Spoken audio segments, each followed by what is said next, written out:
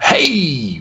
Welcome everyone to another session of the World of Horen game. Thanks for joining us tonight while we play through our custom world and custom adventure set in this wonderful game of Dungeons and Dragons 5th edition. Before we jump into the adventure, quick just shout out to each and every one of you that follows us. Thank you very much for all of those follows. Please, if you haven't followed us, go ahead and press that little love heart button in Twitch or the subscribe button in YouTube. Or if you're lucky enough, please also subscribe if you can on Twitch. Every single one of these efforts helps us feel validated and know that we're worth something. So please let us know that you like us, and follow us on Twitter. We are at Crituitous RP. So, very brief recap on where we're at so that we can jump right into the action. Our heroes were on a boat. A nice, simple boat. And they met an individual named Roab, Roar of a Bear. He's a tabaxi, similar to Obi, has a type passed with him as a thief. Now, the two of them have separated in their political views a little bit, or religious views, as it turns out that Roab is now a Sun Soul monk, and unbeknownst to him, Obi is training in the shadows. You're in Pearcrest for a very specific reason. Roab needs to find a criminal, or at least someone he considers a criminal. It's actually a member of the Shadow Monk Order, and his name is Ballora. Now, Ballora is leading a contingency of shadow monks that are trying to steal a shard of light.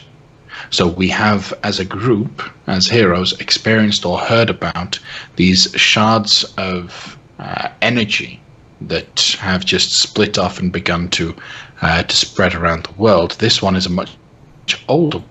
So we encountered greed in a ring, and now we're hearing about a shard of pure light deep beneath the fisher city of Pearcrest. So we rejoin the adventure as we're docking into Pearcrest. If I remember correctly, the plan was that you guys would arrive privately.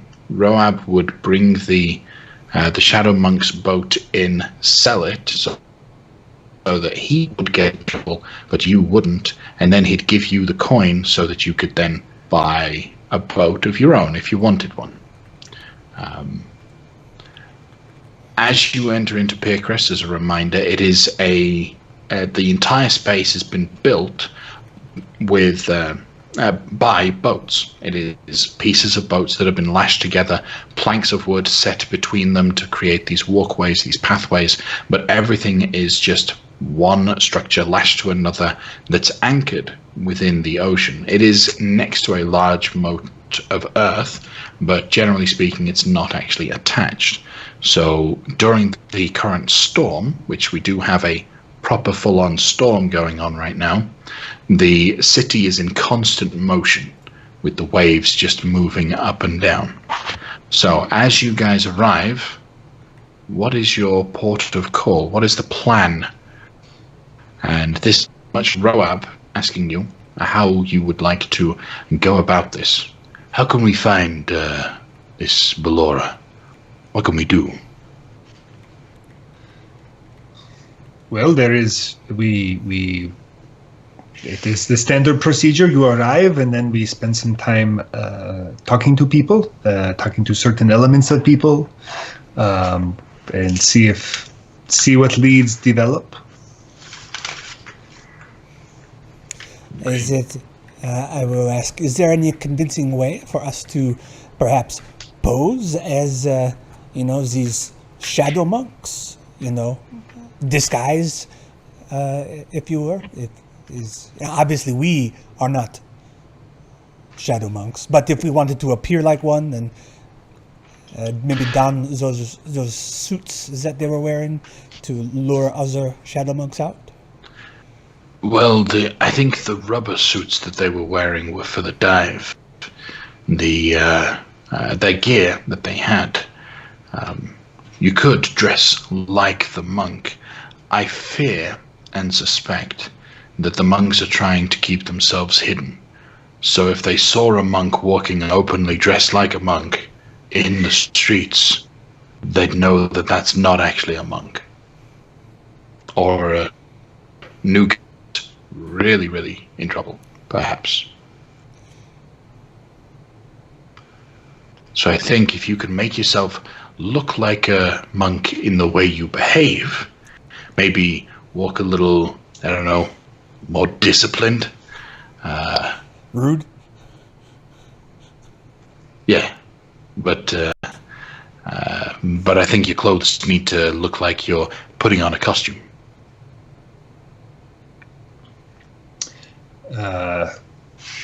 We could all probably do that. Make more attention if all of us walk together that way. No? If only we could get in the mind of one of these shadow monks, perhaps we would know where they might congregate. Well, we will just have to look at the clothing we found on the board and just give it a shot and hope that is enough. Okay. So, would you be perhaps looking through the clothing and the embodiment, the bodies of those individuals that you stopped, that you defeated on the fishing boat previously, those other monks, to try and get some sort of clues as to any direction to go to? Yeah. Well, we searched the boat and found some some letters, but I don't think we found anything in Purecrest specifically. They had mentioned that there was maybe a drop-off point in Purecrest, but we didn't know where that was. Maybe one of them have a hotel key, or like a poker chip of a house of gambling that they are fond of, something like this. Roll an investigation check as you double check and look over these kinds of things. Obsidian, I did not wish to step on your shoes. Would you perhaps... That is a good idea. I will look for those things. I didn't mean to suggest that you were inept or in any such way. 23.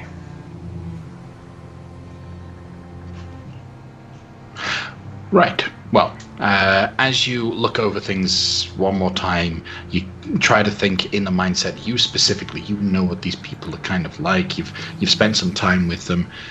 They're actually very clean. They do make a point to try and make sure that there's no evidence. However, one of them did make a mistake. He kept a set of matches that have a boat's name and symbol on the side of it. The name is the Hellborn Serpent. Ah! Look what I found here. It is matches. What does they match? It looks like a floating hotel. Yeah. The Hellborn Serpent. That sounds like a good place to start. Don't you think? Absolutely. If any of this clothing fits you all, perhaps it would be good to see if we could find anything just in case. I'll see if there's like just a big dark cloak. I don't want to discard my armor. I'm not comfortable with that. There'll be a cloak that's sized for someone a little bit bigger than you, so it's a little bit oversized and you can wrap it around yourself quite adequately. I'll do that. Okay. Sounds good. Now, for the sake of simplicity, unfortunately we don't have Alara with us, so she will slip back into the water. She will still aid you, she will still be with you, but she'll be keeping an eye on things from the water side. This. Okay. And we are about to dock. Let me dock the other boat. Can you guys dock my boat? We can try. Okay. Just follow Skipper's instructions. Okay, yes. As long as someone else is here, that will not be hard. That is fine. Right. So he'll then jump ship to the other one and then take that one off his smaller sailing boat off towards one of the docks. Skipper very quickly begins shouting orders to you to start pulling in the sails, tightening up the ropes. Ultimately, the biggest and most important thing is you get ready to jump off the ship onto the pier and lash a rope around 2 of the balancers, these large posts that are on the edge of the piers that allow the boats to stay in place right up against it. So if 2 of you get ready to do that, as soon as you dock, then we should be fine. Which of you will do that? I do it. I'll do it as well. Okay. All right. So you guys, being the first ones off the boat, the boat comes in. You've pulled down the sails. You've slowed its momentum down. The storm is thick, so the boat sways a little bit, but eventually finds its place in one of the slots next to a pier, and you leave. The storm is not a problem, even when it comes to rocking the ship. Anything that it does to the ship, I'll counter it, and I'll be like a part of the storm, making it so that there's a nice, peaceful little area right around us on the dock. Okay. Fair enough. So the boat nice and calmly heads in. You jump off, you tie up the boat. Yep. The fact that your boat arrived in with such calm aspect during a storm will have drawn the attention of a few people that were walking by. No one really stops, but people obviously look to see who are the newcomers. Yes, we're very cool and mysterious. Look at that guy. I point at Cecil. Yeah, I'm like standing there brooding. Scarf flowing in the wind. Exactly. I was about to say that, but I stopped myself. But you guys are fine. We can never forget Cecil's scarf. Right. As you've jumped off the boat, Pelir and Obi, you guys are the first ones to be greeted by any of the denizens of Piercrest. A rather plump-looking fellow comes waddling off towards you. He seems to stumble a little bit with the motion of the pier, or at least he sways with it quite effectively. But he's got a nice little clipboard out, slicking his hair back, pushing the rain out of his face. So, I don't expect you. Who be you? Name is Cecil Halfway. I'm here because we were kind of a little bit lost, and we decided to just stop here so we can just get some rest in the end. Okay. And how will you be compensating Piercrest for your docking today? I'm going to, because I don't have money, I will look at Pelir and just be like, he'll take care of that. He's the Will it be in coin or kind? The captain is back there, and I'm continuing pulling the ship in. Oh, fine. He'll stand there and just tap his toes, waiting for the boat to finally be finished, for the skipper to come up. He'll talk to him for a moment and mention that they're just doing it we're just paying for it in coin. And he'll drop a gold piece and then ignore the boatsman, the harbour master, effectively. Walks on past. I note this. He takes a note of each of you. You can see that he's clearly looking at each and every one of you and making notes, probably marking down your appearance or some sort of description about you. But after a couple minutes, he'll start moving off to go and speak to Roab, who's parked his boat just down the way. I take notes of him so he can see me taking notes of his description too. Okay.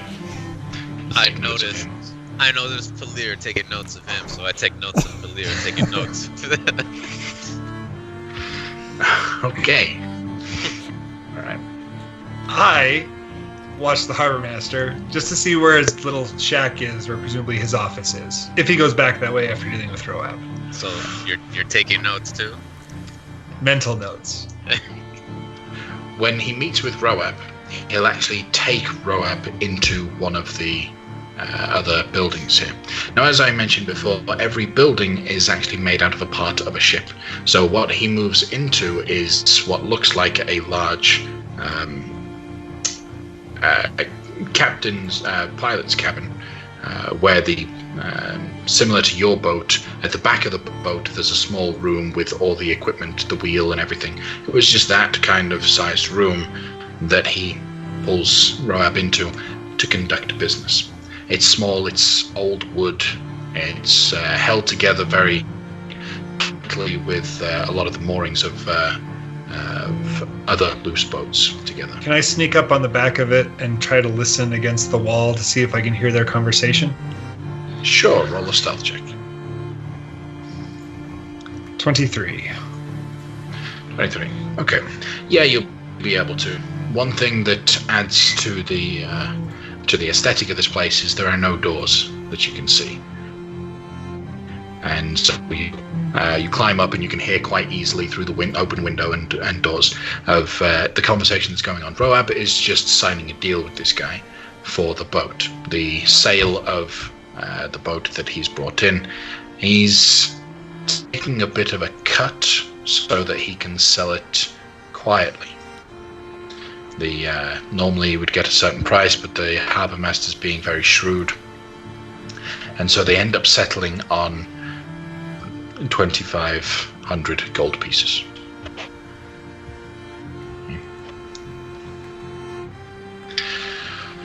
With that, they separate. Roab starts walking around Piercrest. Piercrest is a large round village, and it's not very big, so you can walk around it within a couple hours, if that. Do you regroup with the party, and where do the party go? Start looking for this hell serpent or something else? I think that is a good lead. And do you regroup with them, Obi? Oh yes, I mean I snuck off and I quickly come back. It was hidden from Roab, but really not from everyone else, I imagine. Okay. As we move, trying to find this place, I would like to take a stock of the denizens that live here and kind of try to get a sense for if they're all criminals or if there's just a small portion, if there are kids. If there are no kids, that's something to take note of too. Okay. Perception check. Is there any way that I could use insight to incite the society? Yeah. No, that makes sense. Absolutely. Go for it. So I'm not looking for something in particular. I'm trying to get a gauge, a feeling off of what I see. That makes sense. 19. 19. Okay. Yeah, so one thing that you immediately notice is no formal guard system. There don't appear to be any sort of city watch or anything like that you're used to seeing, so they must have some other method of law enforcement or law keeping. You don't see any children. The vast majority of people here are actually fairly old. Most of the people that you can see, there is the rare individual that is not, but most people are human and in their later years, 40 plus years old. Anyone, on the rare occasion where you see someone else, it's usually not one of the extremely long-lived races, and it's usually an individual by himself. So you do see a single, what was I? I had it on the tip of my tongue. There's a single something or other that I'm observing. We should just start shouting races. I don't know why my Chickens. mind just suddenly went... Single blank. chicken. Weasels. You see one chicken. That is all they have. Everything else here is all around fish, but there is one chicken. All right. Don't mess with It's that gotta be a chicken. special chicken, yeah. Yeah, like you kick it, and then a bunch of other chickens start coming out, like in Zelda. Does the place look poverty-stricken, or does it look okay?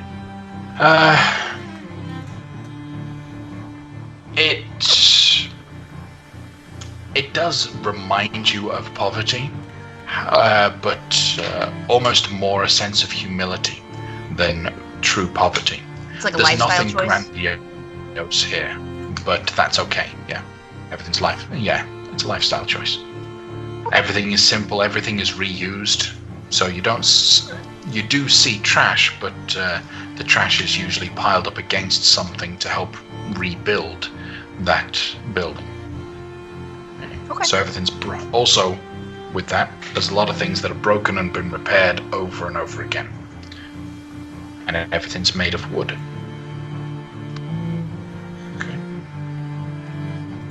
So making your way into the around the city, you'll be able to learn that the Hellborn Serpent is one of 3 major tavern boats that have been set up. These are boats that have given up being actual boats. They've actually been flipped upside down and are open air. So the boat provides cover from any sort of weather above, but there's no walls or door. There's framing, but everything's nice and open at each of these spaces. You have the Hellborn Serpent, the Adventurous Squid, and the Damned Coward.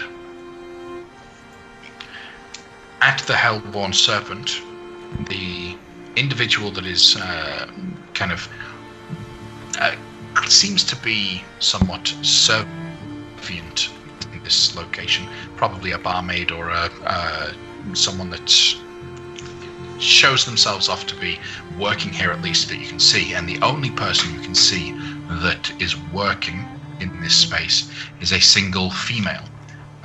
Very tall, slender. She's got long brown hair that is braided, that reaches down past her waist behind her, and she's dressed in this very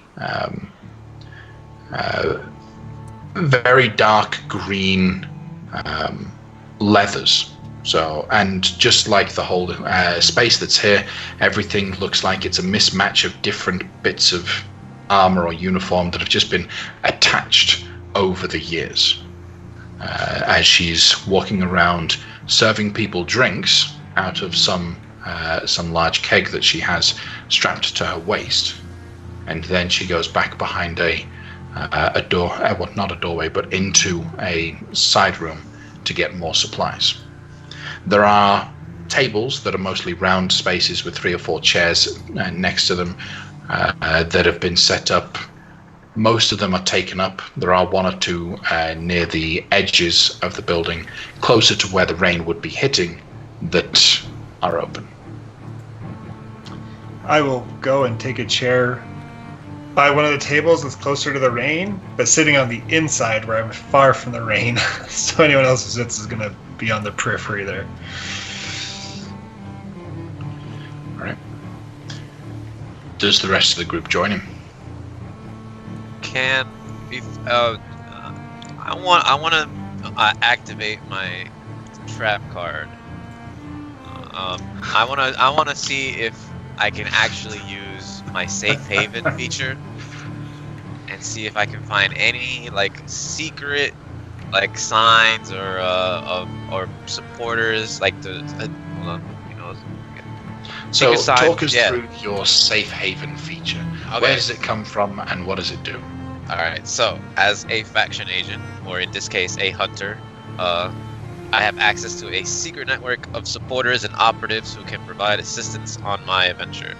I know a set of secret signs and passwords you can use to identify such operatives who can provide you with access to a hidden safe house, free room and board, or assistance in finding information.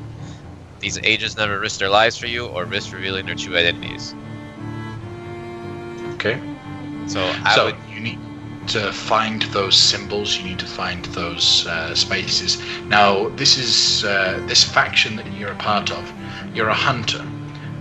Now, you've mentioned a couple times in the game that you're hunt because your family's a faction that is primarily just your family, or are you part of a larger organization? The majority is a family, and then there's like a couple clans that are like that support, the main family. Okay. Well, you will in fact find such a refuge at the Damned Coward Tavern Boat. Okay. This tavern boat is actually further inside the city of Piercrest. It is one of the closest buildings to the large earth rock that the city sits next to, and that secret space that you're looking for is actually inside the rock, so it's slightly separated from the village of Piercrest itself. Okay. I will leave y'all later and come back, and I will go there, and you guys can go do your thing. I'll be waiting. Do you explain to the party where you're going and why, or do you just walk off? I would say that they would look at me while they sit down, and I would just be like, and I'm out. I'd like to grab him by the scarf. I want to roll for scarf evasion. I guess so that's we have a a grapple. grapple from Yeah. Theo, so athletics from Theo. Danger Well- of wearing a scarf. 12.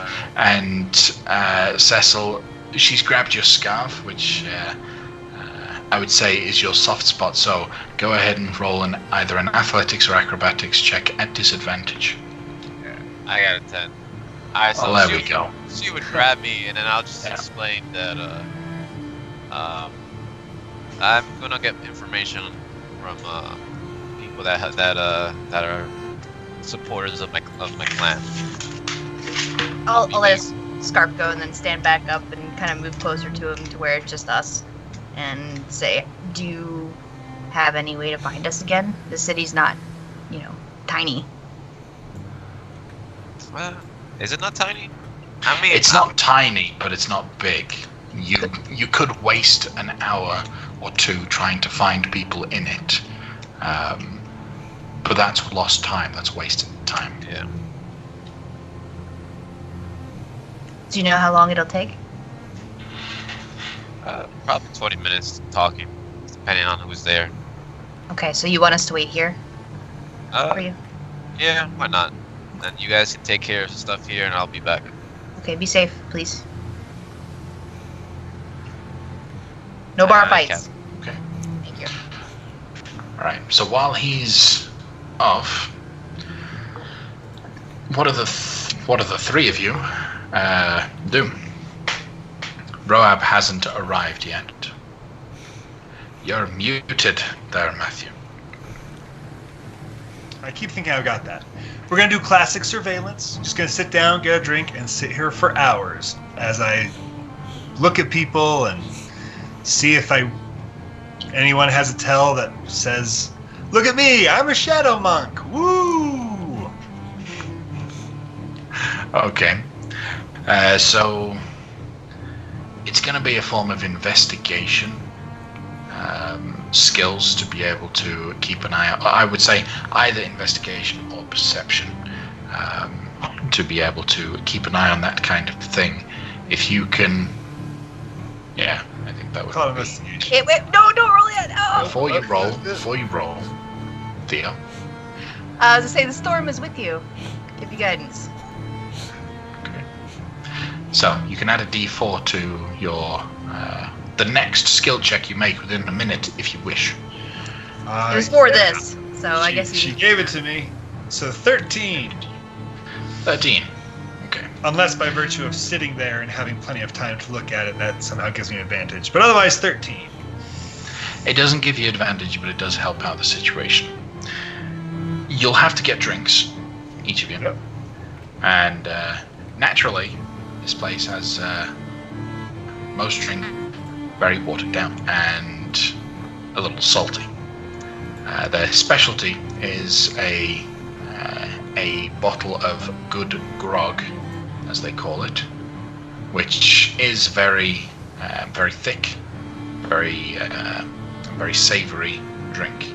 It goes down the gullet, and it's one of those drinks that kind of lines the inside of your throat and will leave a lasting taste for a while. And I will bet that you have some fish as well. This is a fishing village. I imagine you have some. Yeah. We demand chicken fingers made out of that one chicken. No, I'm just kidding. We wouldn't take you one chicken. Ignore her. She is very I've funny. returned where I've heard chicken, and I have like the chicken. Like, caught him. We've got plenty of food here. What can I do you for, honey? Whatever the special is for fish. Okay. How much you got on you? How much special fish are do you you looking?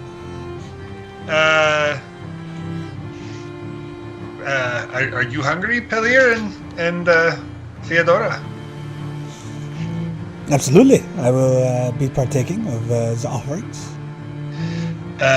No more than 10 gold worth of fish. All right. She holds a hand out. Mind you, not quantity, quality. The best fish. Of course. And I will pay you after you bring it, but here's the little pile of gold. That's Here's the not little pile. how we do this. You pay, I'll bring you out what you need. So how much are you willing to spend? 10 gold? I'll take the 10 there you gold. go. 10 gold. Right. So she'll take the 10 gold. She'll return about 10 minutes later with a nice meal of some really good fish. Yes, Theo? Before she returns, I'm gonna lean over to Obi and be like, "You totally said my name in front of her." Between Cecil telling everyone who he is, Pelir not caring, and everything else, I figure that is really a foregone conclusion at this point. You're trying to cover your butt right now because you made a mistake. You know that's flawed logic. You said I can still save myself. You could save yourself right up until we all got here, and Cecil proudly told everyone who we were. I'm He still wasn't. covered with a black cloak with my hood up. Nobody knows who I am. Except for that lady now. Now she's going to have to die. You kill her, I'm gonna kill you. Unless she does I something. don't know what you're talking about. I am just a humble thief. But This yeah, this fish. is very good Woo! fish. It's So- delicious. She'll return with a wonderfully cooked smoked salmon for you. And it's a very good quality. You'd probably be hard pressed to find something you'd enjoy as much as this for all three of you for 10 gold in one of the major cities. Okay, great. Something new, something delicious, well worth the effort. So while you're sitting there and waiting, you're trying to get an idea of what's going on, who's in the area. One thing you will notice, there is an individual sat not far from you, a couple tables over, that's sat in a group of 4 people. They're not really communicating much. They just sit there, sipping their grog and waiting.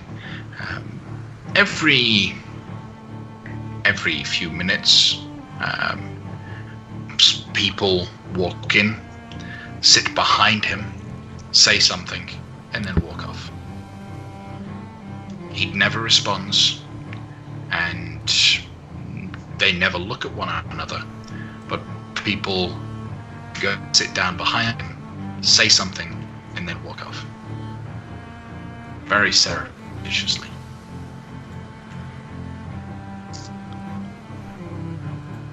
This individual that you can see has curly brown hair, a bandana that ties it up out of his eyes, some very rough, like really patchy facial hair, and he's dressed in very loose cloth clothing. There's clearly a long rapier to his side.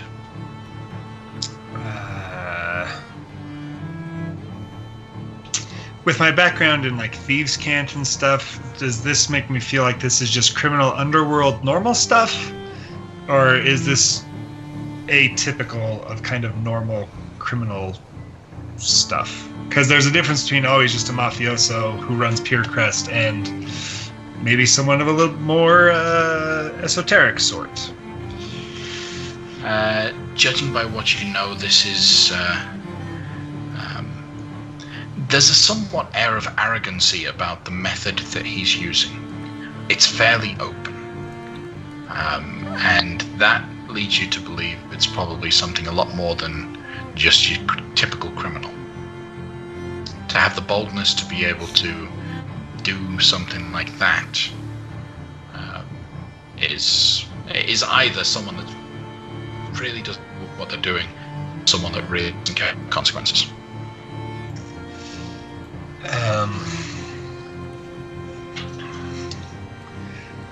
So, Pelir, I don't want you to react. There's a fishy character over there, and I don't think we should just go and say hi to him, which is what I think you would want to do. But I think maybe we he's a fishy sort, and not the usual criminal element type. There is something more going on here. Well, we knew this was a meeting place of some kind, but that seems to be the case. Why do you tell me this if you don't want me to do anything? Well, I want to get your ideas, but I do not want you to get up and go over and say, "Hey, who are you? I am Pelir. Fight me to the death if you are a bad villain." Do you take me over some sort of imbecile? Is it... I refuse to answer that question. That is entrapment.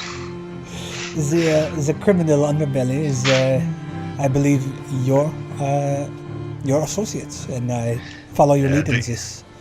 There is something unusual about them. So, just be on your guard, and I will stand up and just go and walk over. Okay. And I will sit down back to him like other people, and in Thieves' Cant, I'll just kind of work out. It sounds like, oh, what a nice day, but it'll be more, I'm new to town and looking for work. Okay. From your position, you're sat at a table. There is no one to the right of you. Mm-hmm. You will see a very small illusion appear on the chair next to you that only you can see, that responds to your message. It's an illusion of a letter that says, "Meet me at the Hunter's Board in an hour."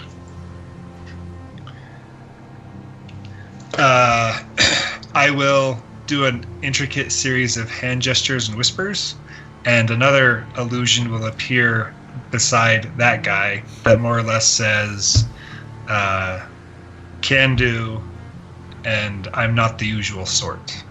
And I'll get up and walk away. Okay. The moment you get up and walk away, where do you go? I go to the bar and just stand there for a while, just like a casual minute or two, and then eventually make my way back over to the table. Not really hiding. He can see who I am. He saw where I stood up from, so just going back. So he doesn't move, but everyone else that was on the table with him, as soon as you get up, also get up. You walk to the bar, they walk out of the place, down one of the piers, away from here. Now he sat alone at the table.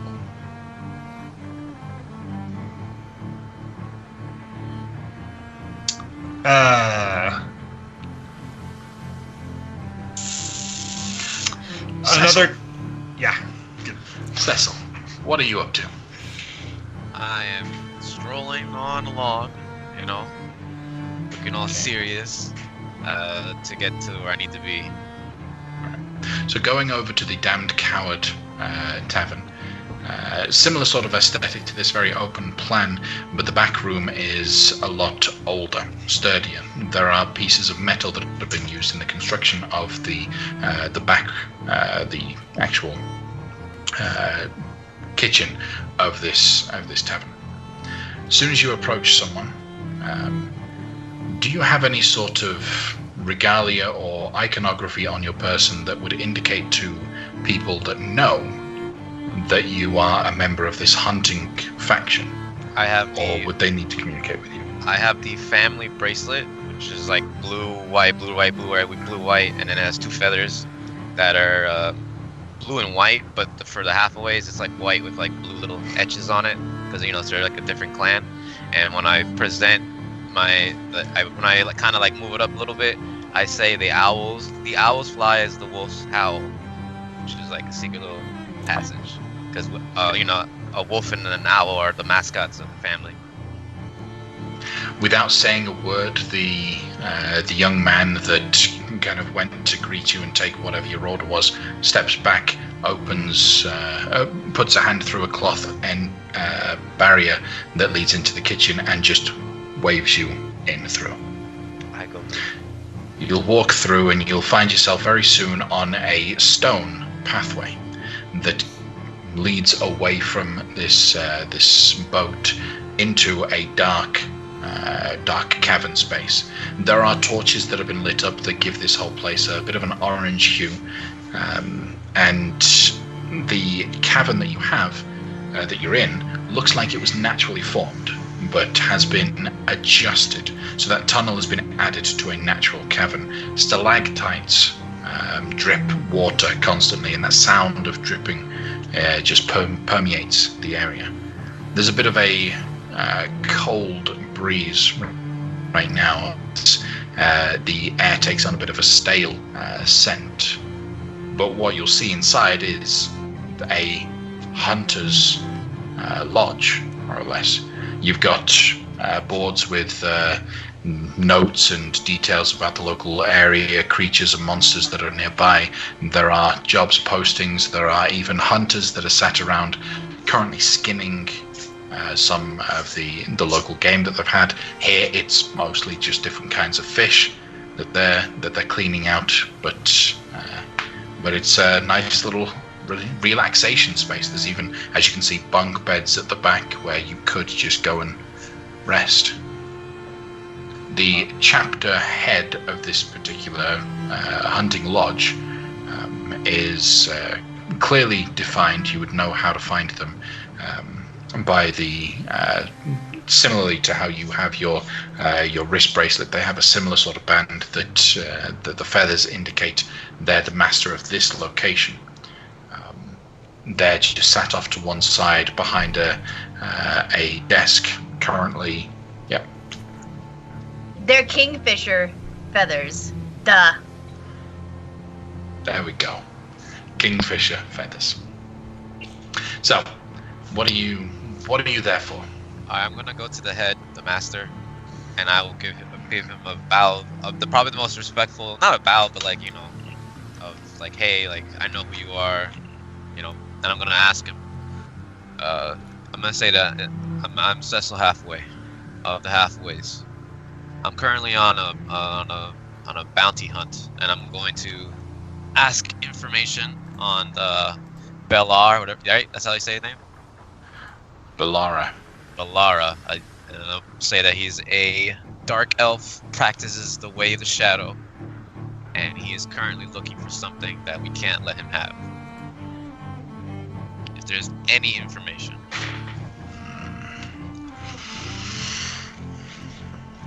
Well, my boy, I've seen a dark elf in these parts. One walking around, mostly keeps himself out at night. Don't ever see him out during the day. I haven't seen any sort of untoward activities around him, so I don't know why you'd be out hunting him. What is this thing that he's supposedly trying to get that you need to keep him from getting? Apparently it's called the Spark, so I only really know the name of it, but I don't know anything else. Well, I could tell you he spends most of his time on, at least as far as I know, if this is the guy that you want. Would I remember like the way he looked? Because I saw the picture. Saw the picture, yeah? Yeah, so I'll give him the description, like from the picture that I remember, if that's the right person. Hey, it looks like him. Then again, They all kind of look the same to me. Yeah. Oh, actually, I used to think that, but then I met one that it's completely different than any dark elf I see. Yeah. Yeah. Well, I'd like to meet him. So, I'll take that information. yeah, he'll give you the name. He'll give you a rough idea of which portion of the city. Everything is just kind of. There's not really a neat coordinating system inside the city pier crest, so he just tells you, okay, you'll find it on the northwest pier. It's going to be the third boat. You're looking for one that looks like it's fairly new to the area, and the name on the boat is Margate. Margate.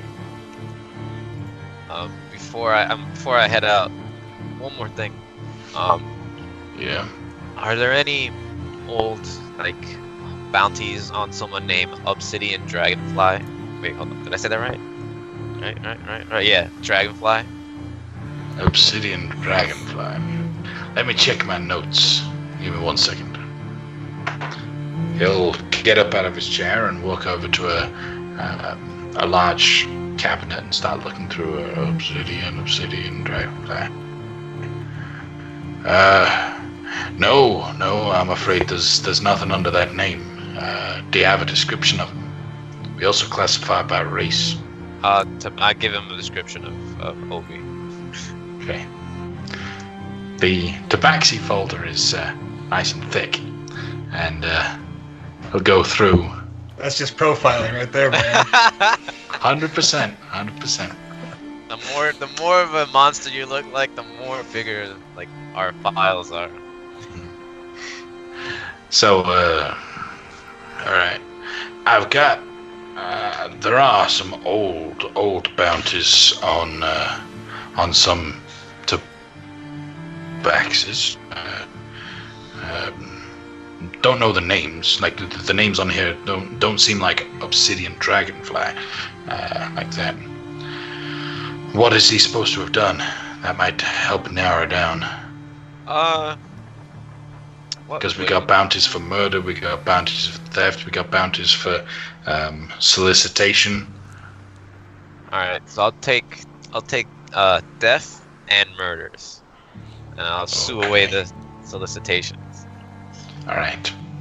Obi, what are the chances there's a bounty out on you under a different name?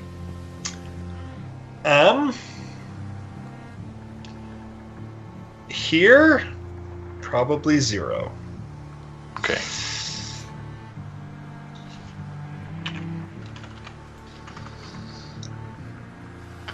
Yep. I'm sorry, kid, but there's nothing that seems to match the fellow you're looking for. Okay. I'll keep an eye out for him, though. Nah, I'll you don't let have know to. if I see him. I already have my eyes out on it.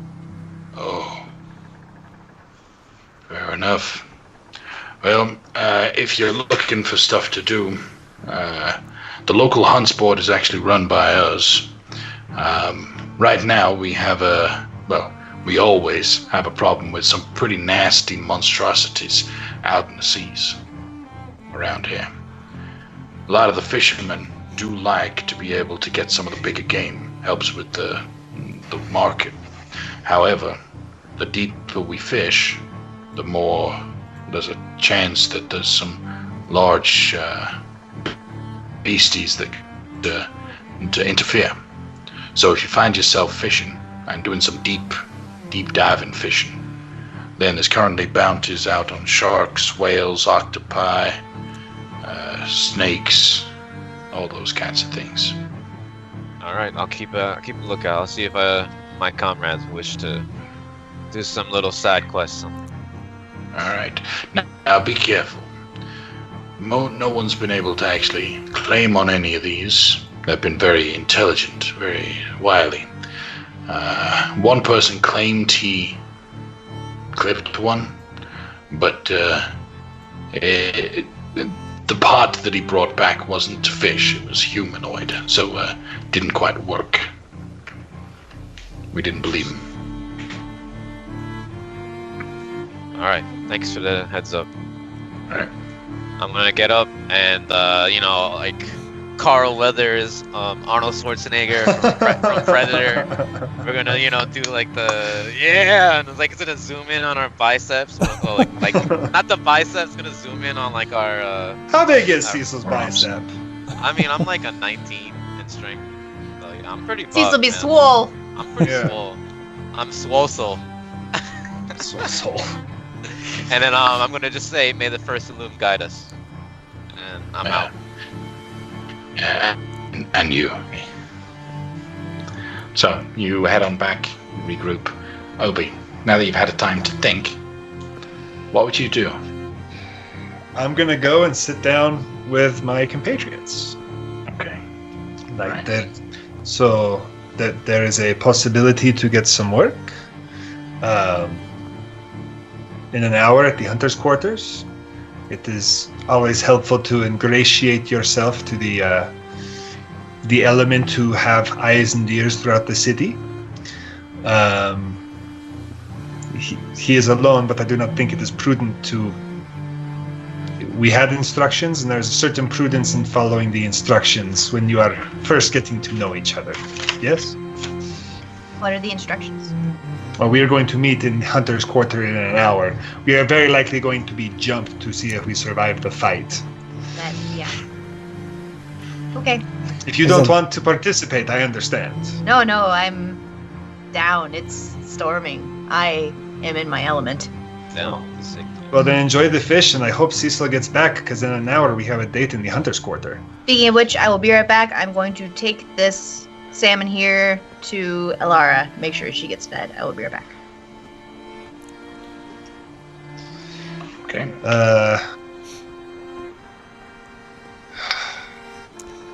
So Cecil will arrive back. Yeah. Cecil will get back in about that time. Yeah. I will sit down, and I will. Noticing that Theo is not here, I will wait for Theo to return. Did he cut you off, Pellier? I'll say, well, now that Cecil's here, I can also fill Cecil in. Cecil, Obsidian has found a lead, perhaps, or at least a way to get more information. He has arranged a meeting with some nefarious types who very likely are going to try to jump us. And now this is the thing I wanted to talk to you about, Obsidian.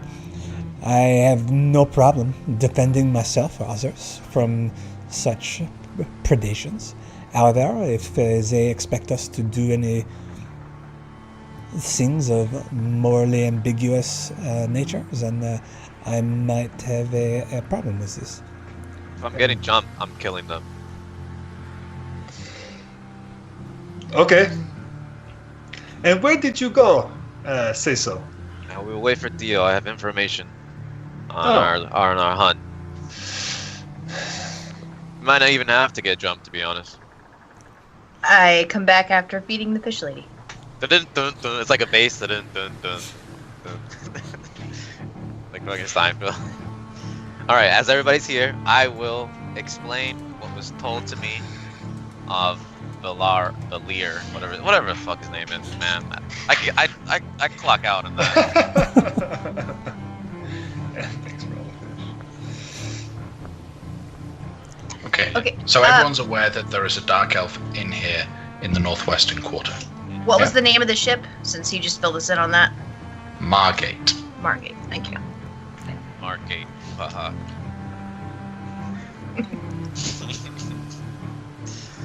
So, are we still gonna have to get jumped? We are.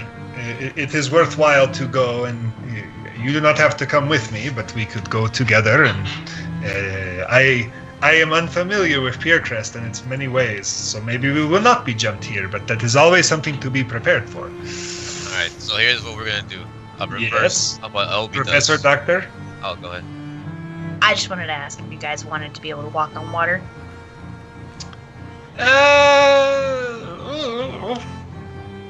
If it is too much exertion, maybe No not. exertion at all. In fact, I can do this as you guys continue to talk about your plans. Oh, neat. Come on, no. Why not? All right, then I will proceed to ritual cast Water Walk. All right. Okay. So, Obi, you're gonna meet these people, and then we will be hiding in the shadows. Is what's his face still watching us? The one dude?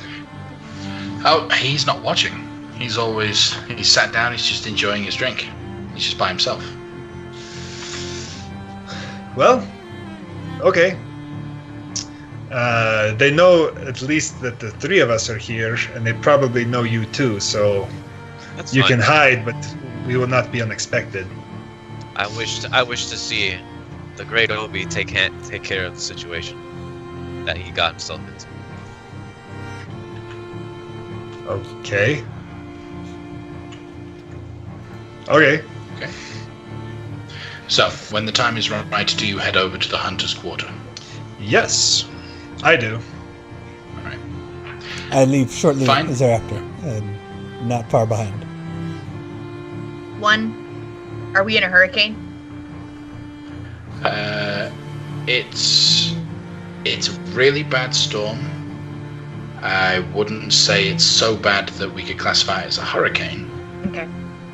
Can you make it a hurricane? She could probably tip the scales and turn it into a hurricane.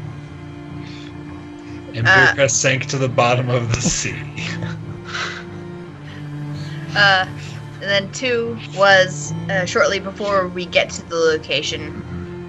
I am gonna see if I can go up into the air and get an aerial view of what we're coming into. Fair enough. When you get over towards the Hunter's Quarter, it's over on the northeastern side of Piercrest. No, southwestern side, because that's the opposite side from where you came in.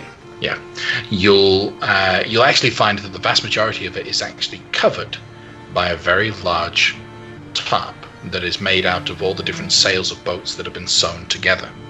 This tarp creates a covering, a protection from the rain, but it is furiously flapping in the wind right now. Underneath it, everything takes on a bit of a darker, shadowy gloom. There are lights that illuminate the space, but not much. And everything looks like it's just the debris. It's the dark quarter of the city, and it's looks like it's abandoned. I'm hunting for ambush. Yeah. So Are you still flying above with this tarp in the way, or? Probably. the tarp is generally going to be the biggest obstacle for you, because you can't see any of the buildings and the debris that's underneath. If you try and like loop around and really get a position, roll a perception check. See if you can spot these guys. If there happen to be guys. 22! Ooh! What? The howling wolf and then the owls. It's And the owls, they fly. What does an owl make? Like, owl. It hoots. It hoots. So, the spot that you can see underneath the tarp, there is this. There's a large amount of just broken buildings that loosely attach to one another. On top of those buildings, there are 3 individuals shrouded in darkness that seem to be giving off a little bit of shadow in and of themselves, almost like they themselves are making the area around here darker.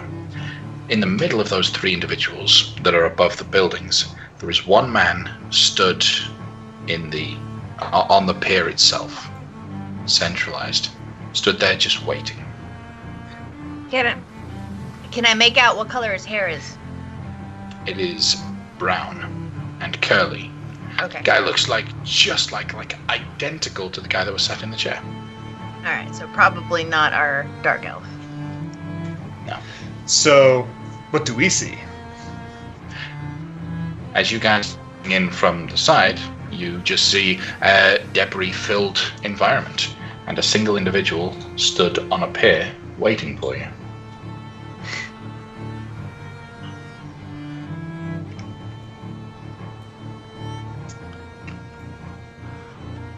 So this fellow, as you get a better view of him, he's just sat there waiting, arms folded, waiting for you to approach. Perhaps if you two will stay back here and keep anyone from approaching, I can go talk to him, and I'm sure it is okay if it is just he and I just do not want a bunch of people to get us from behind. Sounds good. Good luck. So I'll just go up and talk to him. All right. As you approach, he waves a hand, giving a familiar gesture that you're used to seeing as a greeting amongst shadow monks. So, you seem talented. Tell me, why are you here? Oh, things got a little hot for me back in Port Royal. So some friends and I got out of town. We are some ne'er-do-wells who are just looking for a little work. Some of us have some little tricks, but I thought maybe you could be a contact to some work here in Piercrest. Aye, that I can.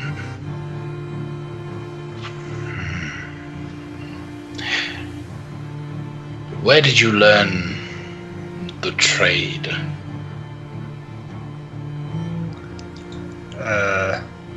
If you are talking about my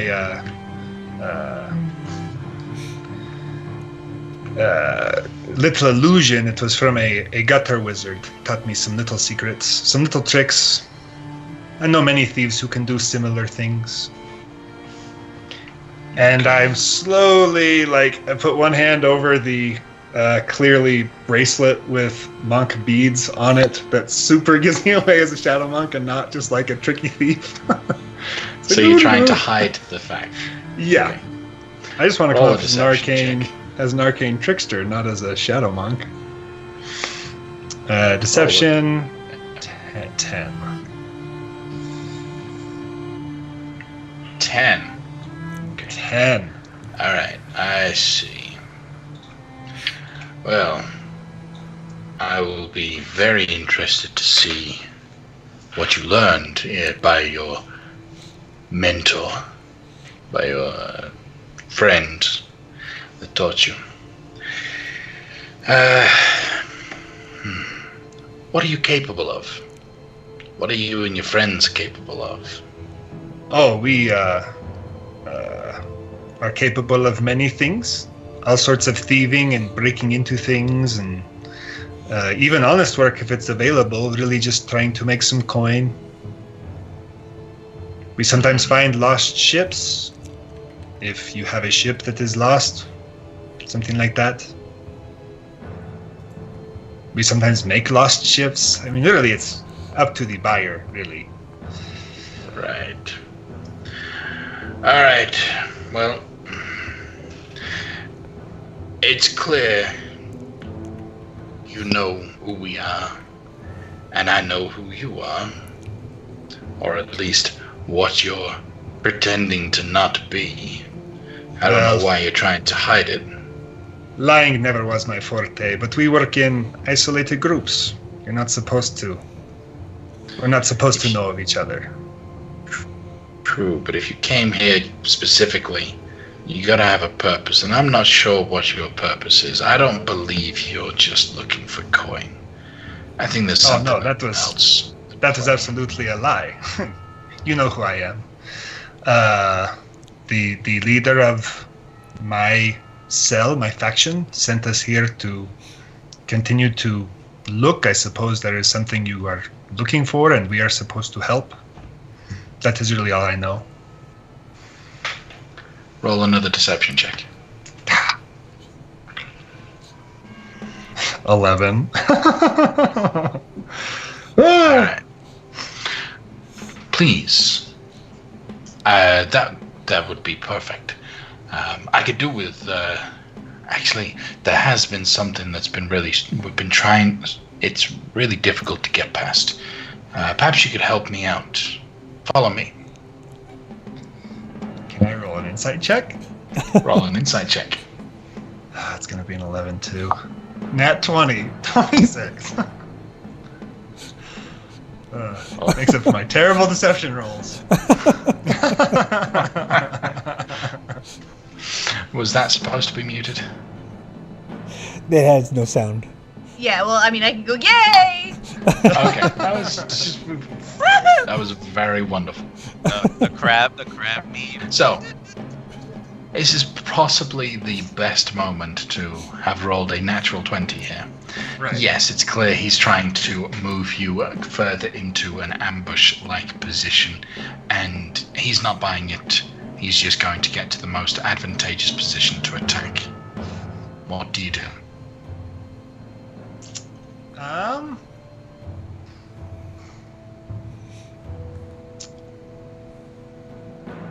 I'm going to concentrate really hard, and the area around me falls silent, and then I'm going to stab him.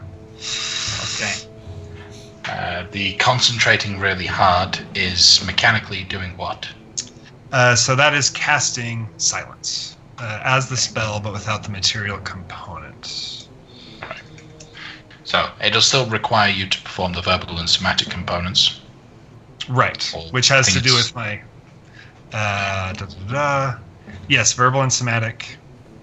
So I do a complicated hand gesture. Everything goes quiet, and then I try to stab him. As you go to perform verbal and somatic components.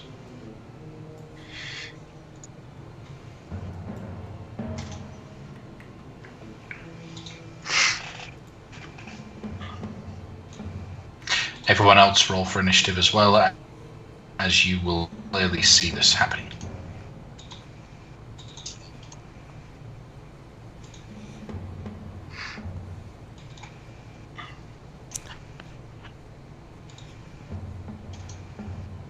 I'm such a bad liar, but I'm a really good stabber.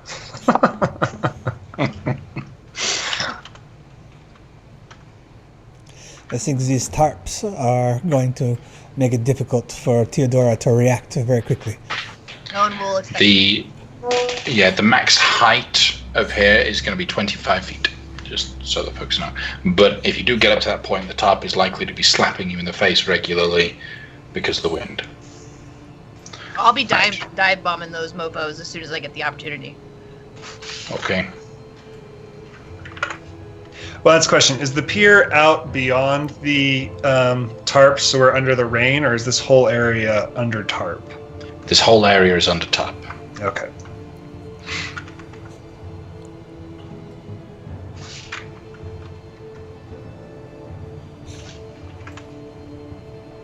Okay, has everyone rolled for initiative? Obi, what did you roll? I rolled a 23. Okay, Palir, 18. Cecil, 13. Theodora. 1!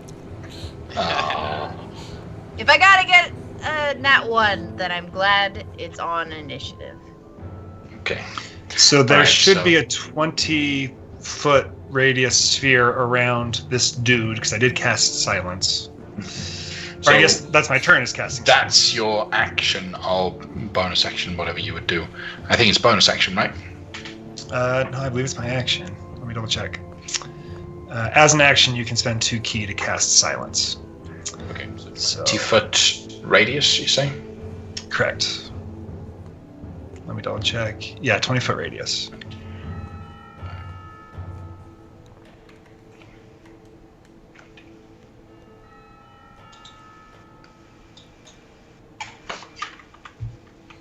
So send on him.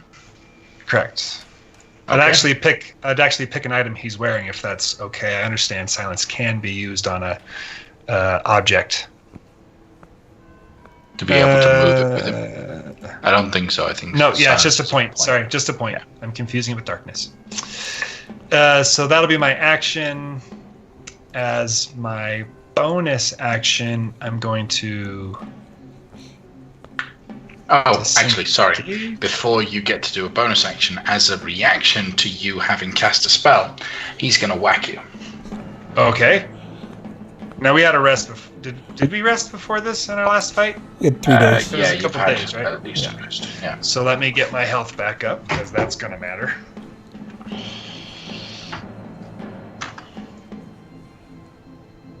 That's an 8. That's gonna miss. Okay. And do I see anyone else around, or just the dude in the middle? You only see him. I will. Where's he going? Sorry, I want to check one more thing. Ah. I will take the dodge action using patient. No, I can take dodge as my rogue action, right? Your bonus action, you can dodge. No, I will- bonus action, dash, disengage, or hide as a rogue. Very good. You can't I will dodge use as a rogue. I will use a key point for patient defense as a bonus action. Take the dodge for the rest of my turn, and Okay. I am done. All right. End your turn. We'll go to him. So, in the silence, we have someone who will drop down perfectly quietly from behind a building. Everyone else, so Pilar and Cecil, will see that Obi is now surrounded. They won't hit the guy into place. As he pulls out a quarterstaff, he's going to attack. That's a 21 to hit. It should be at disadvantage because I took the dodge action. 21 to hit. That hit.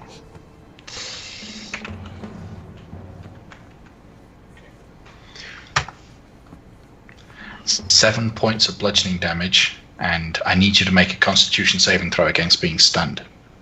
Ooh. 9. Okay. You are stunned, which means you lose your dodge action, and all subsequent attacks against you are at advantage. And does that, well, and I got to roll for concentration, right? No. Let me double check. Stunned means you're incapacitated. Incapacitated means you lose concentration on all spells. Bummer. So silence goes away. Second attack is now at advantage because you're stunned. That's a natural 20. So what happens it. to dodge when you're stunned? Does the dodge go away? The dodge goes away because you can't physically dodge it anymore. Okay. Yep. That'll Okay, hurt. So that's a natural 20. Yep.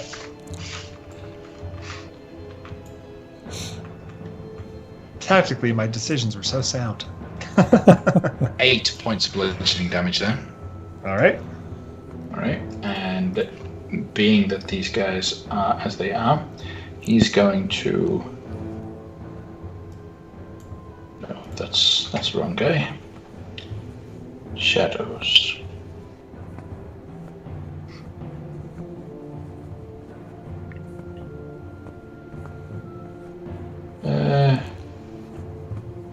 Yeah, he'll stay where he is, but he will. No, you know what? He's going to use a key point. He's going to start hitting you twice. I mean, why wouldn't he? You know? Sure. Yeah. Did he? Unarmed strikes. Didn't he use a bonus action to stun me already? No, stunning strike doesn't require a bonus action. Right on. It's as part of an attack. So. Oh, it's higher level. I don't know what that is yet. Woo. Oh yeah, you're not a 6th level monk yet. Never mind. All right. So, advantage, we have a 12 to hit you. That's probably going to miss. And then a 22 to hit. 22 will hit. Okay. Damage on that will be 14 damage. 7. We end his turn and go to Pilar. What are you going to do, Pilar? I will defend my ally Obsidian. I will, with my bonus action, summon a shadowy blade and I will rush forward to this fellow, and I will attack him with said shadowy blade. But I will. So the shadow blade was bonus action. I'll use my action to cast green flame blade, and then everything here is in dim light, so you have advantage on the attack. This is excellent news. So I will attack with a 19 to hit. The 19 is going to hit. That is 13 psychic damage and 2 fire damage. And then I will use my action surge to. Before you do use the action surge, okay. He is similarly geared out as his companion, so as a reaction, will attack you. Very well.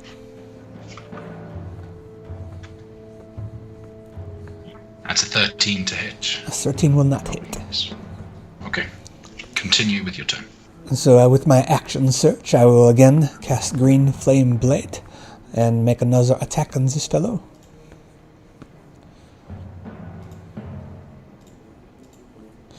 That is a natural 20, 27 to hit. All right.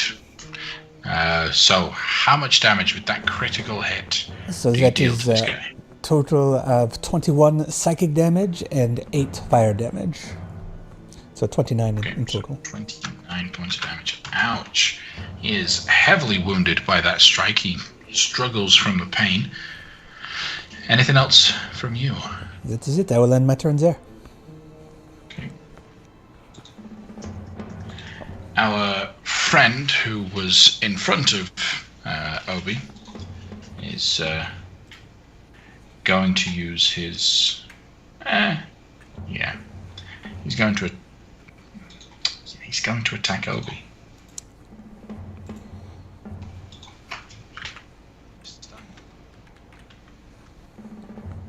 That's a 21 to hit. That will hit. Okay. And let me just double check I was right.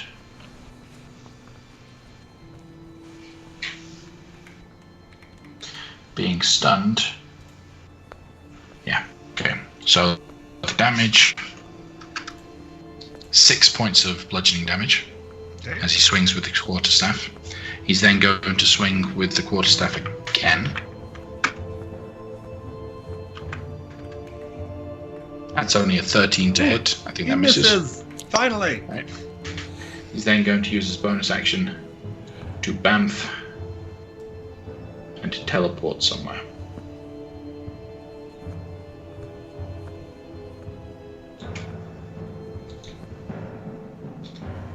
We have an ally who will use their bonus action to teleport up to 60 feet away to Cecil. Oh.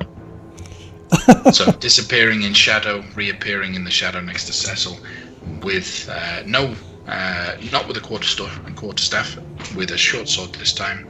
He's going to try and cut you up. An 8 to hit is probably going to miss, right? Yep. He'll try a second time with an 11 to hit. That'll fail. He'll end his turn right in front of you, Cecil. What are you going to do? I am going to shift behind him just to get closer to everybody else, and I will just strike at him. Take him down. 21 to hit, 12 points of damage. And I will use one of my first level smites to the 8, so 7 points of damage. Okay. And I will attack one more time for 13 to hit. The 13 will miss, I'm afraid. And anything else I can do? No, I'll have my turn there. Okay. Oops, I didn't mean to press that. Right, we have another monk who shall attack. This time attack. Yeah. With a 10 to hit. Is that a miss? Then a 19 to hit. I react by casting shield, making my AC higher than his attack. Okay. She will use a reaction to you casting shield to hit you again. That's a 20 to hit. This also misses. Okay, alright. Then we go to Theodora. Theo, these guys seem adept at hand-to-hand combat. Yeah, but let's see. Is the only one that's really getting their butt handed to him Obi? Yep. Because he's just stood there, just swaying right now. Do I see the curly-haired guy? Do I know where he ended up? I would say from your vantage point, yes, you would. Okay. I pulled myself kind of away from my token, away from the mix, just to not confuse anybody. I don't know where I am, but if... Bottom right corner of the screen. No, I know where my token is. I don't know where I am in the game. That's free for you to kind of choose, because you've been flying up above, and you've got quite a bit of a movement speed, right? Yes. I would like to, if possible, just kind of land here. Behind the curly-haired fella. And I would like to engage in conversation with him and just be like, are you just testing him, or are you going to try to actually kill him? We want to know what level of training he's had. We saw that he could he silenced the area, so that's one level. We want to see how far. No, I don't intend to kill unless you kill one of my people. Do I believe him? Roll an insight check. 21.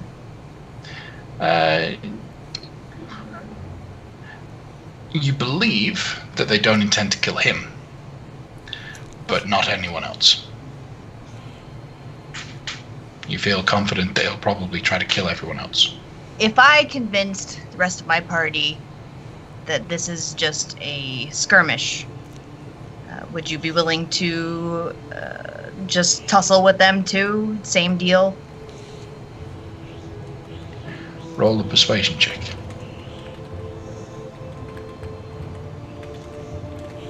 Because you're just kind of risking yourself.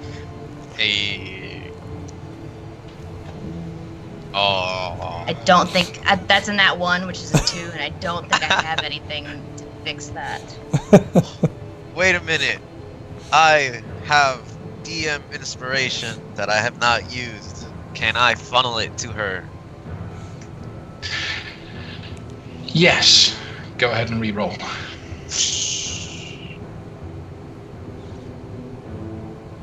$19! There we go, teamwork with girls. He'll do a nice bow.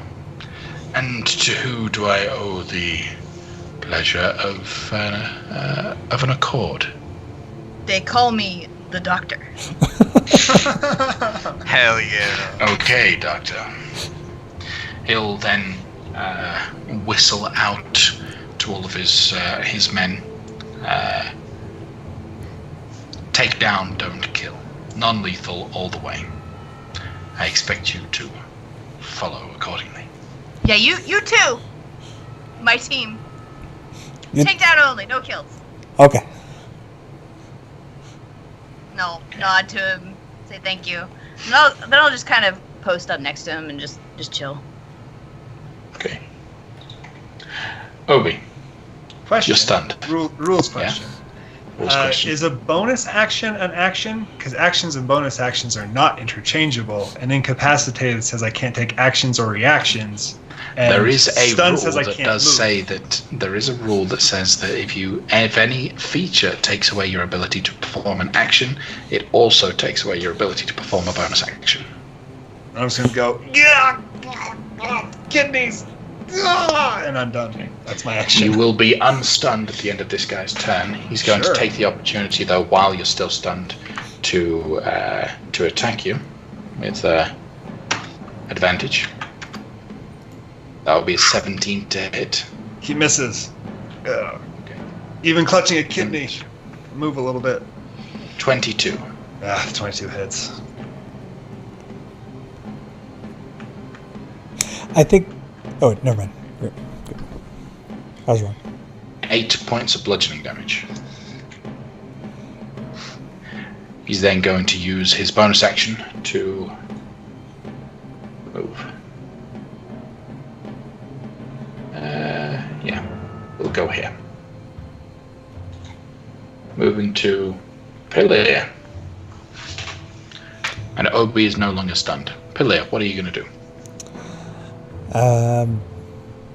I will look back incredulous at Theodora. I was like, "Are you serious?" Yeah, it's cool. All right. I will. I don't like how that fellow tried to run away from me, so I'm going to pursue him, opening myself up for an attack of opportunity. She does not take it because she used her reaction on her turn. Excellent. All right, then I would like to try to non-lethally strike this fellow with my shadowy blade. Okay. I aim to do psychic damage to his leg. Give him a little bit of a headache. It says an 18 to hit. That will hit. Would psychic damage to a leg be the pins and needles feeling that you get when it's painful to stand up? Yes. His leg fell asleep. There we go. 12 points of psychic non-lethal damage there will heavily wound him. You go for the knee and he actually drops that knee to the floor, stumbling a little bit. His hands instinctively raise up to try and defend himself. Anything else? I ask, do you yield? No. That is unfortunate. What do you do, Pilar? I'm going to step back to where I was. Okay. He will then use his reaction to hit you, though. Okay.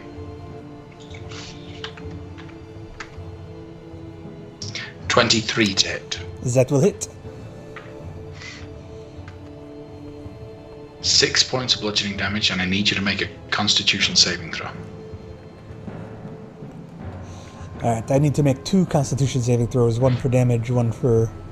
The stun. So roll the con for the spell first, and then the stun. And he hit me right here? Yep. Okay, so then I am 10 feet from Cecil. So the spell is a 12. So I retain my spell. You retain the spell. Yep. And the stun is 29. Okay. So you're not stunned. Okay. And end my turn there. Oh, actually, that was a concentration check against holding. Well, it was holding concentration, right? Yeah. Yeah. So you actually have that at disadvantage because Mage Slayer. Oh. Okay. So roll one more con save. That is the alternative to the 12 that you rolled. Just in case you get worse. No. 22. Okay. All right. So you keep hold of the spell. Anything else from you, Pilar? That is it. Okay. Then giving a little bit of a nod, if you don't mind, he's going to wrap himself up in shadow.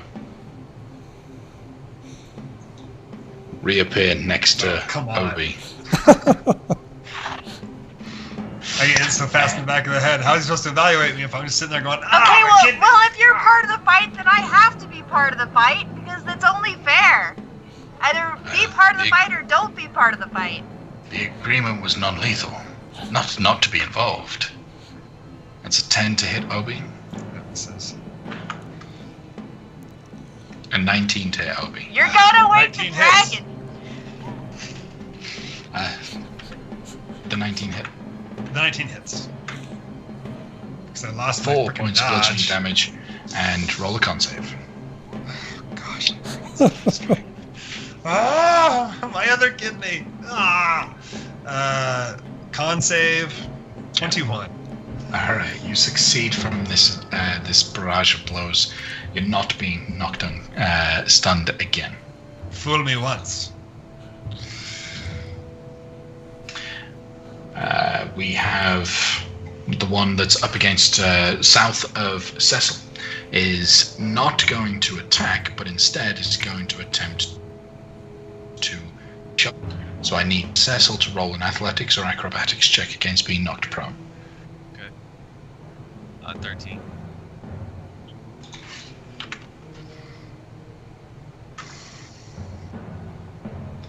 He fails on that attempt. He's going to try and do it. No, you get up afterwards, so there's no point. He's just going to try and hit you. That's a 19 to hit you, Cecil. That hits.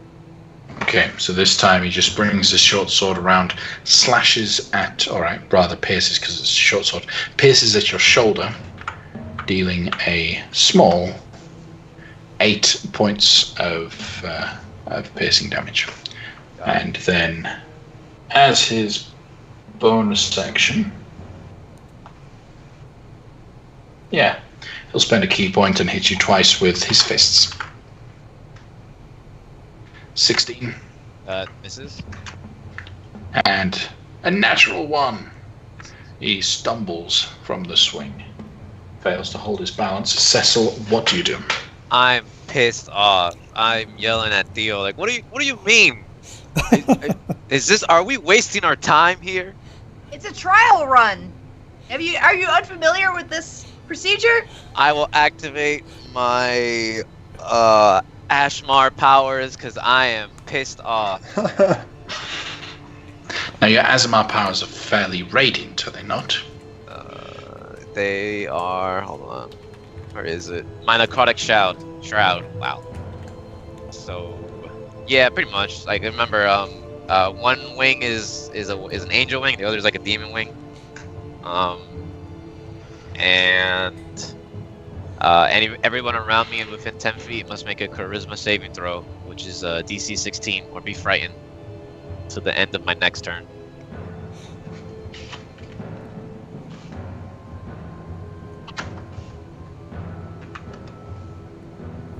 They both fail. Fuck yeah. Both frightened of you. Now, your necrotic shroud, it's a necrotic shroud specifically, right? It is based in the dark side of being an Azamar, right? Yeah. It's not... It looks awesome and radiant on one side as well, but it's mechanically based in them. Okay. Yeah. Cool. Alright. Anything else from you, Cecil? I'm walking towards the captain.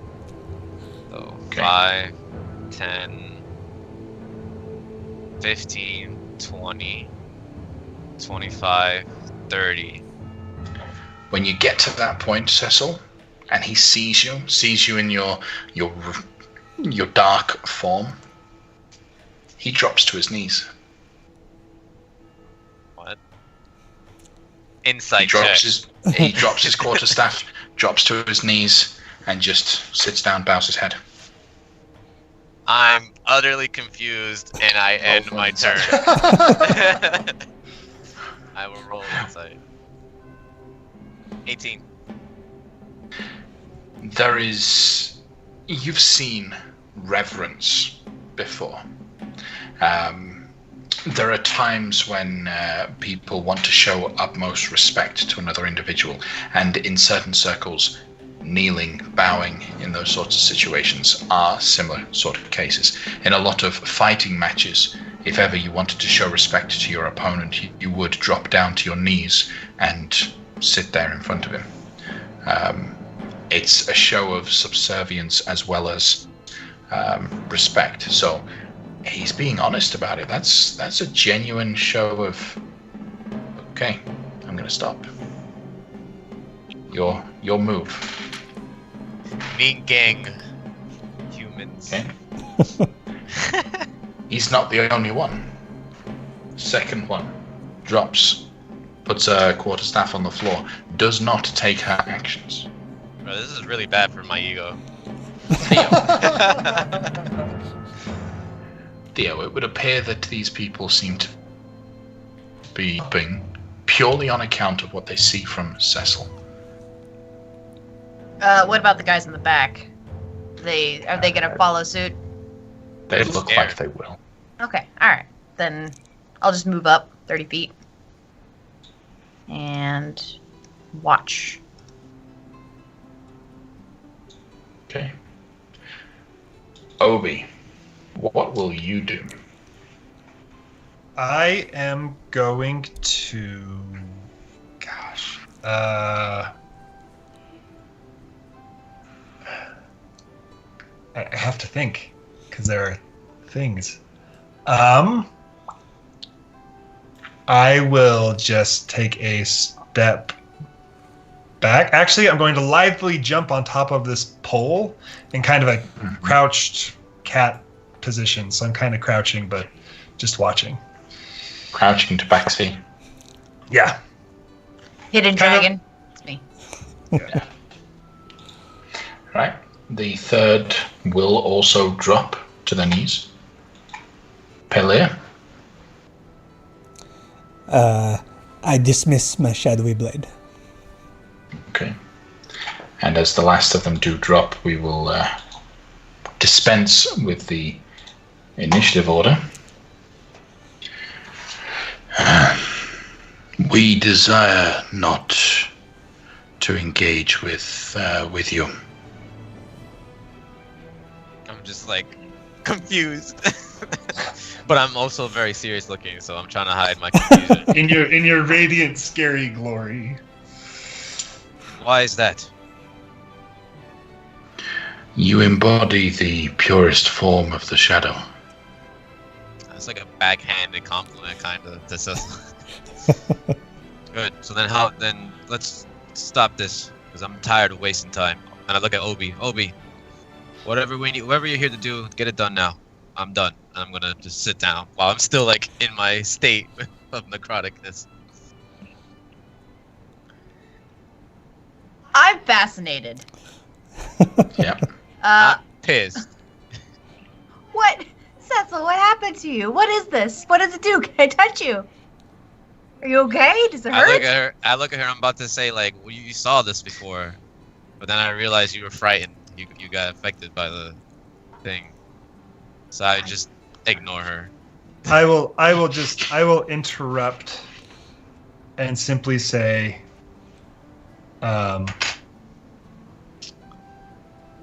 we are looking for Bellara.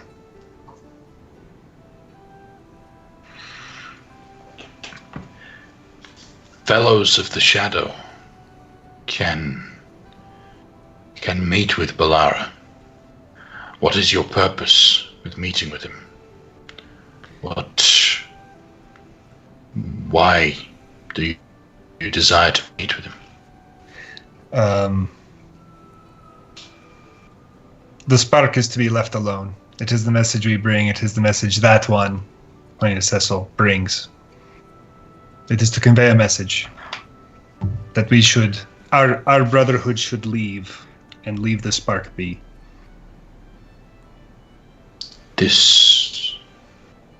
But this is what we have been working for, to snuff Cecil, out the light. He claims it for himself. He has his own machinations.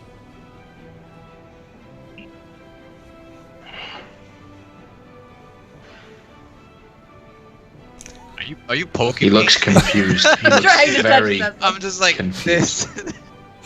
I'm gonna try to do it more stealthy. The spark is something that should be left alone, and if this man gets it, that's it. Game over, man. I don't know. You who bear the blessing of Tarakan, why would you want the spark to remain? It must be snuffed out so that he can grow. I'm gonna turn off my power, and I'm gonna look at everybody. Is there a way for me to subtly give like a look to Cecil to kind of point in what direction I want him to go? I'm going to whisper into his ear, and I'm going to say, because I want it. Now, is that true or false? I don't know, actually. Can I come back to you next session? You did just Can I have a have run-in like with a greed ring. Can I have an IOU for that roll? Then we'll have you roll straight charisma. Actually, no. Hold on. Give me like a second. Do I really want it? Okay. My heart Do is you pounding. want something that is pure light? Do you want to claim it for yourself? Remembering that we have a party member whose sole purpose seems to be protecting it. Exactly. Yep. What better way to protect it than giving it to her good friend, the Asimar? The legendary. Carry with her. Yeah, exactly. Legendary 27. She's staring daggers at you from the water. Just her head is like halfway out of the water, going, ugh. I'm gonna do a deception. I don't. Okay. Maybe later I would really want it. Like if I gotta think about it. But right now I am not. My character is not like that. Roll a deception check. Oh God. Does like anybody else have like I should never use that. I have DM's inspiration. Okay. I'll give you advantage. Nice dude. Because this is important. Yes, it is. 17. Okay.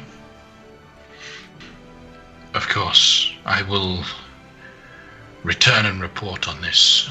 Whose name shall I speak forth as the claimer of the light?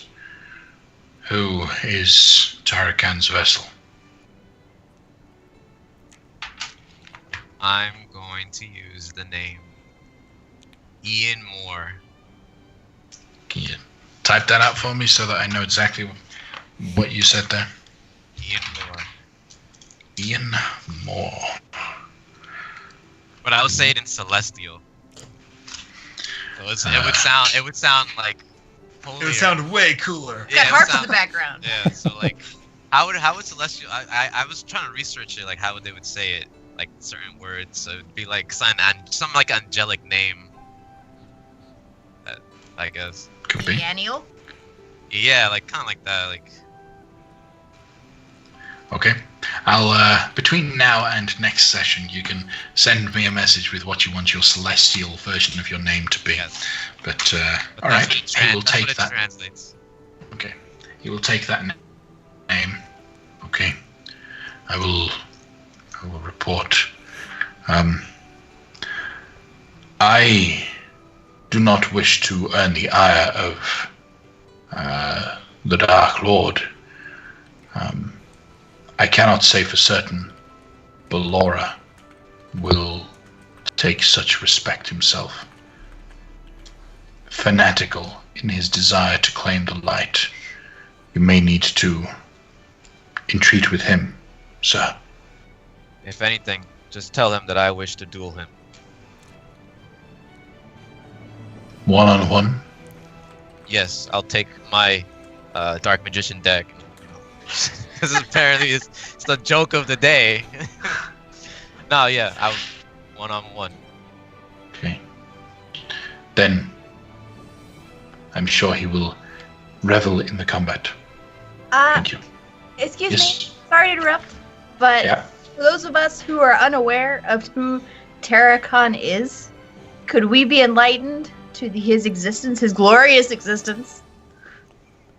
Of course. And he turns to Obi.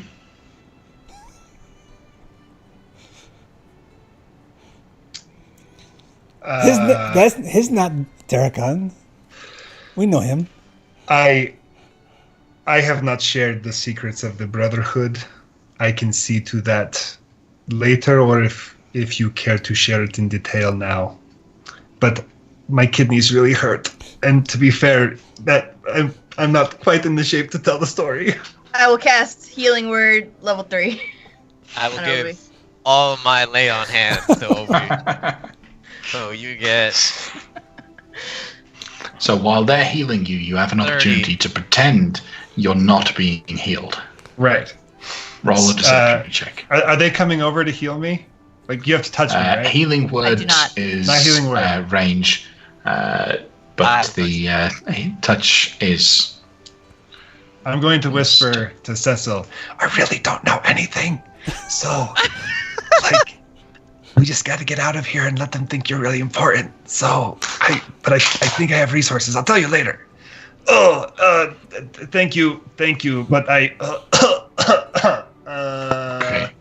with my claw, I'm going to cut my tongue so I cough blood into my hand. It's like, I am still too hurt.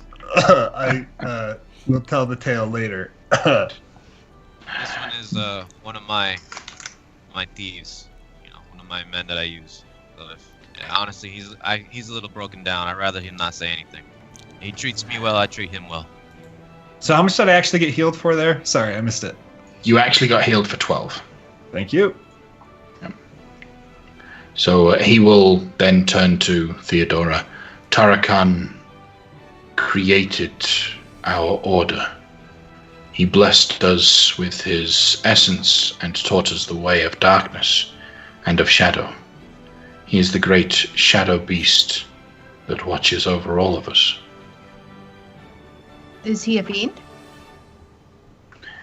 He is a dragon. Ooh.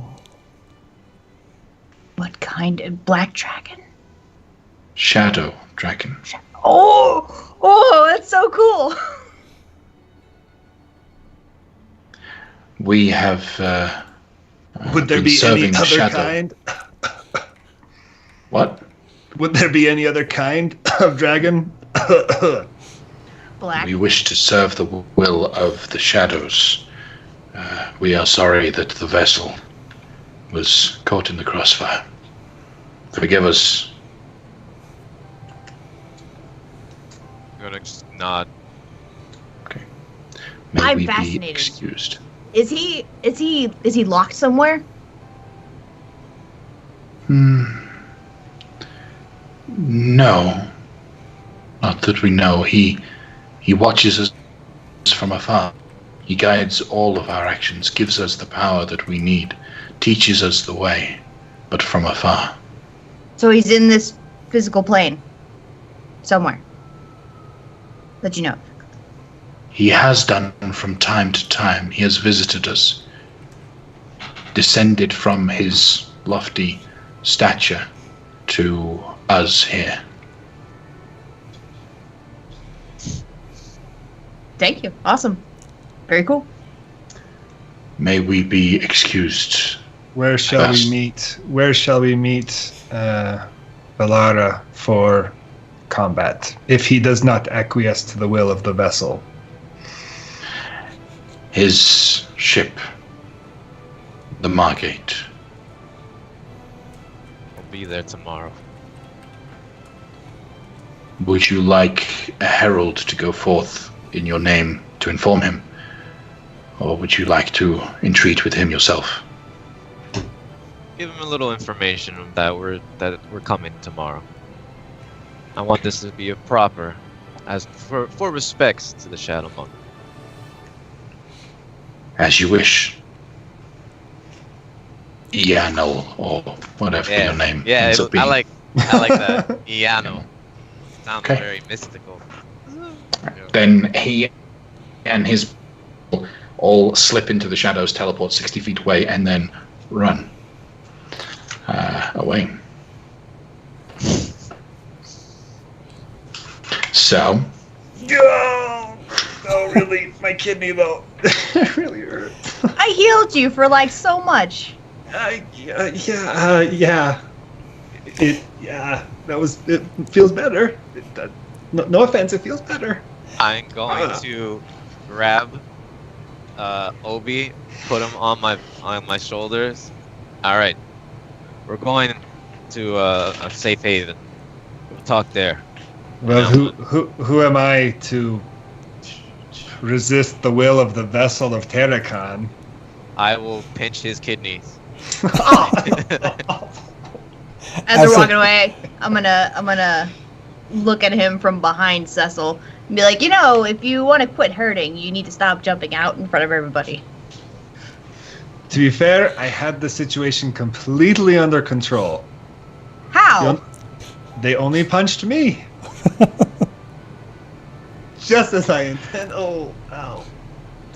As you guys start making your way away from this shadowy corner, with Cecil holding on to Obi, a radiant beam of energy will blast the floor next to Cecil.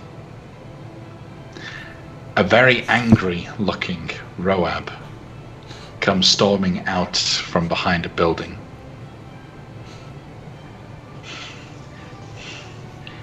Did I just witness you making a deal with the Shadow Monks? Oh, we found Balara, just like we promised. I will drop Obi on the ground, and I I'll will catch take him. I will take my blade, and I will say, I've been waiting for this moment, and I will run before I will heal myself up, because I didn't heal, and I will run to Rohab. As Cecil goes to attack Roab, we're going to save that combat for next time. Okay. Thank you very much for joining us tonight. Okay. As we wrap up at that tense situation, and we prepare for that next time. Thank you so much for joining us tonight. I had a lot of fun. I hope you had as much fun watching us play. Join us next time for this information about the Shadow Dragon and Roab's position on things. But before we go, I'll turn the time over to Carl. Hi, I am Carl, and I play Belair de Winter, and I also play Lafcadio Whitehorn on this channel, Sunday nights at 6. So come back if you like me. If you don't like me, you probably like Casey. She's also there. I was a big fan, not to enjoy someone else's misery, but I really found it quite funny that Obsidian was stunned right from the beginning, and he couldn't do anything in the combat. Again, not to take delight in someone else's misery. I just think it's ironic that it was a challenge of his monk-like abilities, and he was unable to do any of them. But I will pass it over to Solomon. I'm Solomon. I play Cecil Hathaway, the coolest paladin ever. What I like, I gotta give it to Dio, because I was actually debating whether or not to actually use that necrotic shroud, and that was awesome. I was just like, whatever, I'll do it, and all of a sudden it's like this cool stuff. Also Casey freaking swooping in, just like, hey, what up, talking to the guy. And this is currently an arc that's focused on Obis, which is pretty cool. It's all interesting stuff. I don't play anywhere else, but as per what it looks like, I will be showing off my figure collection, I guess. And here's my custom-made Cecil figure for everybody. I love my boy. He's my son. He's the best.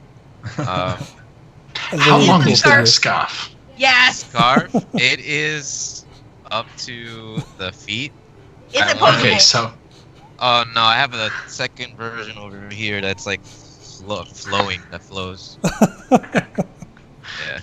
Now, is Cecil in the game? Is his scarf as long as that one? Yes. So okay, because I was thinking something like a simple little neckerchief, but no, that's a full-on long scarf. Yeah. Oh, nice. Yeah, so when he goes flying through the air, it's straight anime, like straight out behind him. It's also like, for like wacky stuff, like when another part when Theo grabbed my scarf, like she didn't just try to stop me, she was like, no, I grabbed the scarf, which is like always it's always my heart. It's always funny when people mention the greatest thing ever to me, the scarf. But yeah, I will throw it on down to Matt. I'm Matthew. I play Obsidian Dragonfly of Golden Valley Clan, at least as far as you know that's his name. This is where I play. This is our main the channel that I play on right now. What I really enjoyed, so Teo and I have worked together to kind of understand my story, but there are certainly things I don't know, and there are things that I do know, and it is just endlessly entertaining for me to like stuff that I do know that comes out that everyone's surprised about, but then when stuff that I have no idea comes out and everyone's like, well, Obi, what's about that? It's like, I have no idea. I really don't know. I'm new to this. So seeing everyone's surprise is always a joy of role play, and I felt like we got a lot of that tonight, which was a lot of fun. So I'll pass it over then to Casey. I wrote a thing because there's getting to be so many things to keep track of. I am Casey H on social media. You can follow me on Twitter to see where you can catch me where and when. On Fridays, I am continuing the Old Faith at 5 p.m. Eastern on the Greyhawk channel. We will be attempting to seduce a green dragon, an ancient green dragon, this Friday. Hey. Yep. Sunday is the Half Rate Heroes game with Carl, and it's back at 6 p.m. Eastern on this channel here. And then coming soon on Tuesday mornings at 9 a.m. on the Greyhawk channel, we're going to be playing the Blackmoor campaign setting with the Open Legends system, so that should be really fun. I will be playing a Flesh Golem. Ooh. And the cool part, one of the many cool parts that I think about the game. There are two cool parts actually that I have here. One is the one chicken. That chicken has a story. That chicken has got to be like a gladiator among chickens. That chicken probably knows how to swim. You know, there's so much about that chicken that we will never know. And then chicken from Moana. And then I also liked, Teo, how you we like to split the party, and that is a meme these days within the D&D community. How you shouldn't split the party. But I am of a mind with Mr. Colville when they say that's not necessarily a bad thing. Sometimes it can be a very good thing, where you come back and you each have your own stories to tell. Cecil had the whole Hunter's Lodge to let us know about, and he didn't have to say any of those things, and then we would have had to role play it that way, and that's always challenging and fun for me. So I appreciate how splitting the party isn't always fatal with you. In fact, it seldom is. Appreciate that. I don't like killing you guys. Got plenty of other players that I like dying. All right. Thanks very much. I'm Teo, so I'm the DM here. You can watch me here, and you can watch me on the rebroadcast of this here. That's on Friday mornings. Yeah, Fridays. If you like the stuff that we do have a Discord server that you're more than welcome to jump on in and just chat around. A lot of the discussions we have lately are on homebrew content and classes and a whole bunch of weird concoctions that people come up with. But it's just a fun space to just hang out and talk about D&D. One thing that I did like about today in particular was just the situation at the end. That entire combat was not your typical just go in and kill kind of combat. It took on a very different meaning right from the moment Theo just flew in and, hi, let's talk. That's very different from her blasting in and throwing him off the side with whatever spells she has. She could have done a lot of damage to him, but she didn't.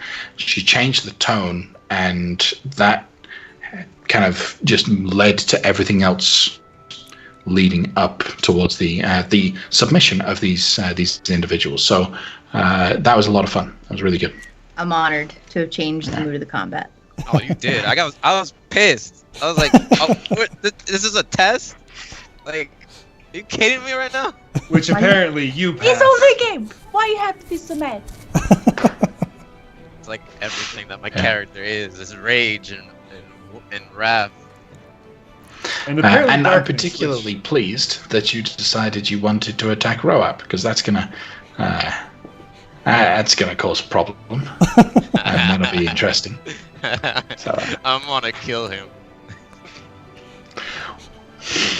fair enough. All right. If you want to check out Cecil wanting to kill someone for not really much reason at all, for hiring tune them in. to protect something.